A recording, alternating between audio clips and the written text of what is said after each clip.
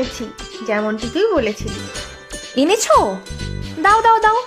উফ, টক টক ঝাল ঝাল চুরমুর, সাথে আলুর চপও আছে।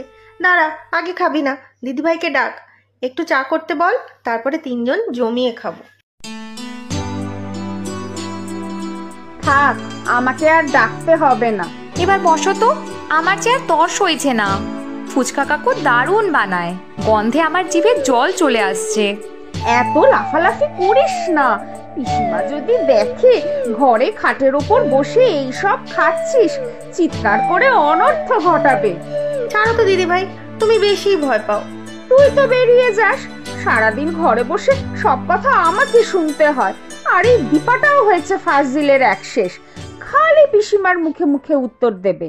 ও ছোট বৌদি, জানো তো আজ তুমি বেরিয়ে যাওয়ার পর পিসিমার কি রাগ, কি সব যাতা বলছিল তোমার নামে। আমিও সহ্য করতে করতে পারলাম না, দু কথা শুনিয়েই দিলাম। তুই কেন কিছু বলতে যাস?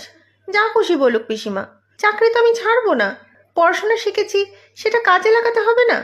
সত্যি রে, আমি সেই রান্নাঘরেই আটকে গেলাম। এত বছর ধরে শুধু সংসারে সবার মন জুগিয়ে চলতে চলতেই কেটে গেল। সত্যি বাবা, কি করে যে সারাদিন রান্নাঘরে কাটাও কে জানে। আমি তো পারবোই না। কি আর করব বল, তোর মতো তো আর এত পড়াশোনা জানি না।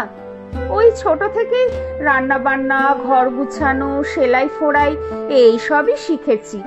অল্প বয়সে বিয়ে হয়ে গেল, তারপর থেকে হেসেল ঠেলেই চলেছি। উফ, তোমাদের এই সংসারের গল্প রাখবে?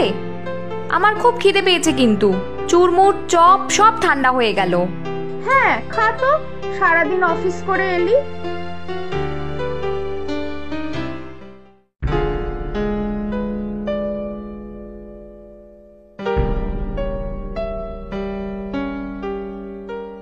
বলি বৌদি, চোখের মাথা কি একেবারেই খেয়েছো?